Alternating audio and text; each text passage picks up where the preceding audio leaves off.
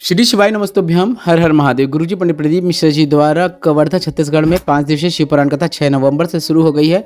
मार्गशीर्ष माह में शुरू हुई यह पावन कथा आप 6 नवंबर से 10 नवंबर तक दोपहर के 1 बजे से 4 बजे तक सुन सकते हैं।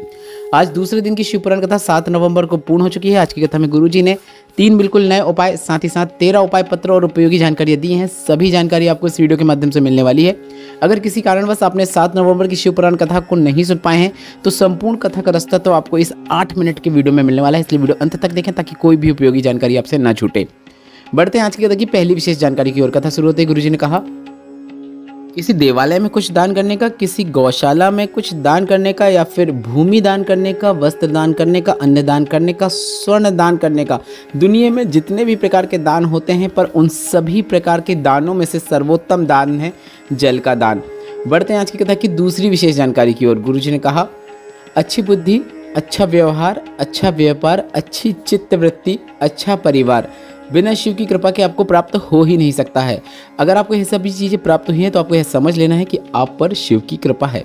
बढ़ते हैं आज की कथा की तीसरी विशेष जानकारी की ओर। बिल्कुल नए उपाय की जानकारी देते हुए गुरुजी ने कहा, बोर खोद रहे हो, कुआं खोद रहे हो, बोरिंग मशीन लगा रहे हो, पानी बहुत कम है या फिर पानी है ही नहीं, तो आपको एकदम सरल और आसान उपाय करना है। आपको भोलेनाथ से इस प्रकार से प्रार्थना करना है, हे भोलेनाथ, अगर मैंने सच्चे मन से आपको जल चढ़ाया है तो उस जल का एक अंश गंगा मैया से कहकर इस स्थान पर निकाल दीजिए। इस प्रकार से प्रार्थना करना है। गुरुजी ने कहा, अगर आपने 1 साल या 1.5 साल लगातार भोलेनाथ को जल चढ़ाया है तो आप इस प्रकार से भोलेनाथ से प्रार्थना करें। और अगर कई लोगों का प्रश्न यह रहेगा कि हमने नहीं चढ़ाया है लगातार जल, पर हम सोमवार या फिर किसी विशेष दिन जरूर जल चढ़ाते हैं, तो आप अपने मन में यह प्रार्थना करें कि अगर मैंने आपको सच्चे मन से निर्मल भाव से जल चढ़ाया है तो उस जल का एक अंश गंगा मैया से कहकर इस स्थान पर निकलवा दीजिए। इस प्रकार से भी आप प्रार्थना कर सकते हैं और आपको लाभ जरूर देखने को मिलेगा। बढ़ते हैं कथा की चौथी विशेष जानकारी की ओर। गुरुजी ने कहा, शिव महापुराण की कथा कहती है, आप जितने कदम चलकर भोलेनाथ के मंदिर तक जाते हैं या फिर शिव पुराण कथा तक पहुंचते हैं उतने अश्वमेघ यज्ञ का फल आपको प्राप्त हो जाता है। बढ़ते हैं आज की कथा की 5वीं विशेष जानकारी की ओर। गुरुजी ने कहा, प्यार और उधार हर किसी को नहीं दिया जाता। जिस पर पूरा भरोसा होता है उसी पर प्यार होना चाहिए या फिर ऐसे ही व्यक्ति को उधार देना चाहिए। जरा सा 50 रुपए के पेट्रोल और 30 रुपए के चाउमीन में आप किसी से प्यार कर लेते हो, जो कि बिल्कुल गलत है। 1000 बार विचार करने पर ही आपको किसी व्यक्ति को उधार देना चाहिए। 1000 बार विचार करने के बाद ही प्यार होना चाहिए। बढ़ते हैं आज की कथा की 6वीं विशेष जानकारी की ओर। उषा जी पत्र लेकर आई जिसमें लिखा, मेरा बेटा 4.5 साल का हो गया पर वह बोल भी नहीं पाता था, ना चल पाता था, ना ही उसे कुछ समझ में आता था। डॉक्टर ने कहा कि इसकी बुद्धि अच्छे से कार्य नहीं कर रही है। मैं आपकी कथा सुनती थी, मेरे पति सीहोर जाकर रुद्राक्ष लेकर आ गए। मैंने रुद्राक्ष जल शिवलिंग पर चढ़ाकर थोड़ा सा प्राप्त करके बच्चे को देना शुरू किया। बच्चे को आचमन करा देती। आज बेटा बोलता भी है, चलता भी है, सब कुछ समझता है, स्कूल भी जाता है और स्वयं मंदिर खुद चलकर जाता है। उसी का आभार व्यक्त करने हम कथा पंडाल में आए हैं। बढ़ते हैं आज की कथा की 7वीं विशेष जानकारी की ओर। गुरुजी ने कहा, 2 दान आपको अपने जीवन में जरूर करना चाहिए। पहला, पानी का दान। अगर आपके घर में कोई व्यक्ति आता है तो आपको उसको बिना पानी पिए नहीं भेजना चाहिए। दूसरा है नाम का दान। अगर आपके घर में कोई व्यक्ति आया है तो आपको उससे श्री शिवाय नमस्तुभ्यम या फिर जय श्री राम या फिर जय श्री कृष्ण जरूर बोलना चाहिए, जो भी आप बोलते हैं। बढ़ते हैं आज की कथा की 8वीं विशेष जानकारी की ओर।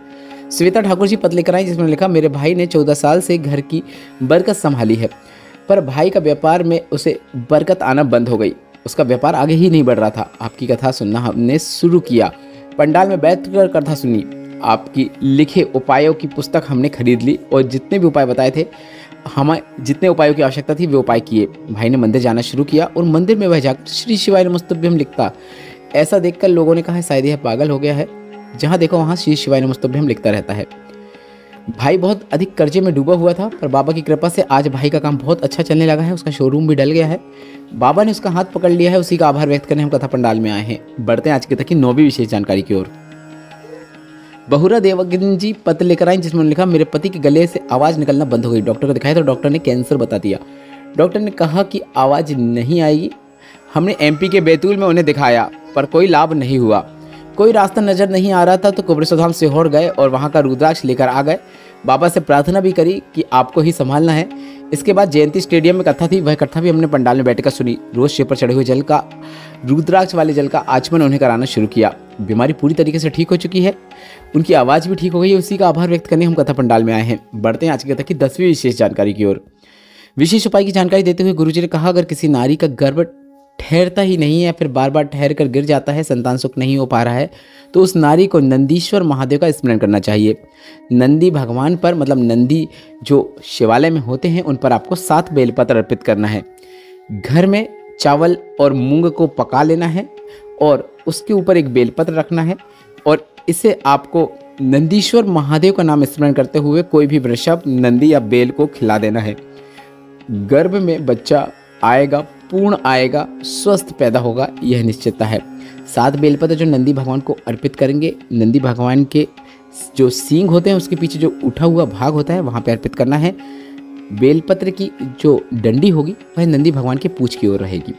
बढ़ते हैं कथा की 11वीं विशेष जानकारी की ओर। तुलेश्वरी जी पत्र लेकर आई, जिसमें उन्होंने लिखा, 17 साल से संतान सुख नहीं था। एक बार चैनल पलटते पलटते आपकी कथा सुन ली। पशुपतिनाथ व्रत किया, नंदी भगवान को चावल और मूंग खिलाया, 17 साल बाद संतान सुख हुआ है।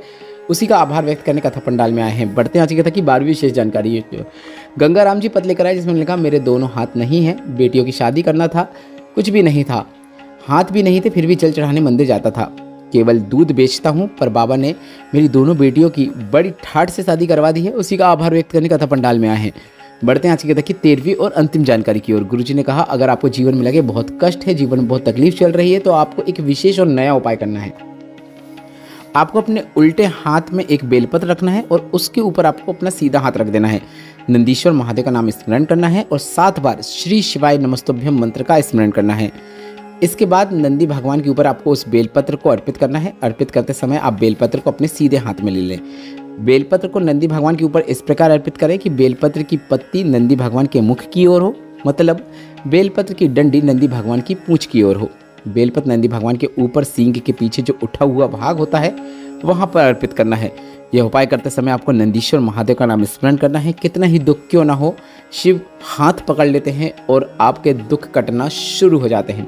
गुरुजी पंडित प्रदीप मिश्रा जी ने बताया, अगली शिव पुराण कथा 14 नवंबर से 20 नवंबर 2025 तक देवघर झारखंड में होगी। कथा का समय दोपहर के 1 बजे से 4 बजे तक रहेगा। आशा करता हूँ वीडियो में बताई गई जानकारी आपको उपयोगी लगी होगी। इस वीडियो में बताई गई जानकारी से संबंधित जितने भी आपके प्रश्न हैं, सभी प्रश्न आप कमेंट बॉक्स के लिए पूछ सकते हैं। उपायों से संबंधित प्रश्न आप कमेंट बॉक्स के लिए पूछ सकते हैं।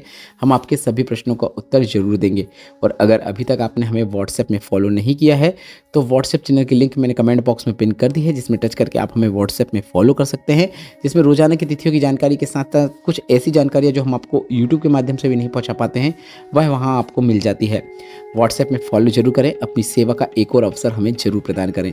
वीडियो को लाइक करें, कमेंट बॉक्स में हर हर महादेव जरूर टाइप करें। श्री शिवाय नमस्तुभ्यम, हर हर महादेव।